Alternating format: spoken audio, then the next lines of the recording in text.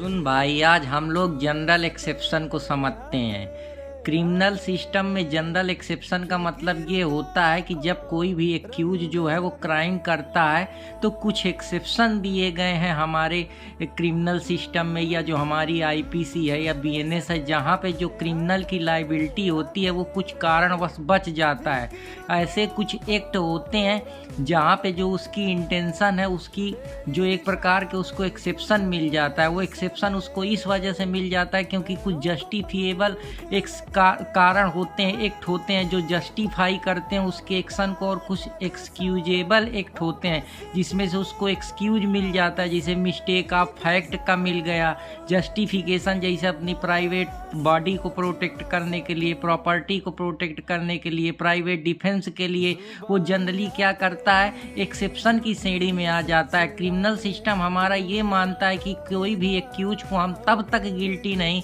मान सकते हैं जब तक कि उसकी मेंटल इंटेंशन ना हो किसी भी क्राइम को करने का, जब तक कि मतलब वो गिल्टी माइंड ना हो, उसकी इंटेंशन ना हो किसी क्राइम को कमिट करने का, तब तक हम उसको जो है दोषी नहीं ठहरा सकते हैं। तो कुछ कंडीशन होती हैं जिन बेसिस पे जो एक्यूज है वो अपनी लाइबिलिटी को, या बर्डन ऑफ प्रूफ जो हमारा इंडियन एविडेंस में सेक्शन 105 कहता है कि अगर कोई भी एक्यूज जो है वो जनरल एक्सेप्शन में फॉल करता है तो वो अपने को प्रूव कर सकता है, बता सकता है कि मैं जनरल एक्सेप्शन की कैटेगरी में आता हूँ और उसको इस प्रोटेक्शन का जो अधिकार है वो मिलेगा, या जो उसका राइट है उसको, जो इस उसकी लाइबिलिटी है वो उससे सॉल्व हो सकता है, मतलब बरी हो सकता है अगर उसने सही तरीके से जो अपने फैक्ट को या जनरल एक्सेप्शन में जो चीज़ें हैं उनको प्रूव कर दिया। तो ये सारी चीज़ें जैसे मेंटल कंडीशन बेसिस पे होता है, जैसे मेंटल लेवल पे इंसैनिटी की अभी वो सोच समझ नहीं पा रहा है, या इन्फेंसी अभी वो छोटा बच्चा है 7 साल का, डोली इनका पेक्स है,